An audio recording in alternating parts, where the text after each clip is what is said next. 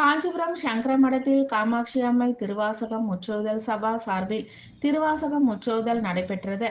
காஞ்சிபுரம் கங்கை கொண்டான் மண்டபம் பகுதியில் அமைந்துள்ள பிரசித்தி பெற்ற சங்கர மடத்தில் ஸ்ரீ ஸ்ரீ சங்கர விஜயேந்திர சரஸ்வதி சுவாமிகள் பரிபூரண ஆசியுடன் காமாட்சி அம்மை திருவாசகம் முற்றோதல் சபா சார்பில் சிவ வசந்தா தலைமையில் திருவாசகம் முற்றோதல் காலை 9 மணிக்கு துவங்கி மாலை 4 மணி வரை நடைபெற்றது. சிவ பக்தர்களுக்கு சங்கரமடம் சார்பில் அன்னம் பாலித்தலும் நடைபெற்றது. இதனைத் தொடர்ந்து மகா பெரிவா பிருந்தாவனத்தில் சிறப்பு தீபாராதனைகள் நடைபெற்று பக்தர்களுக்கு தீர்த்த பிரசாதங்களும் அன்ன பிரசாதங்களும் வழங்கப்பட்டது.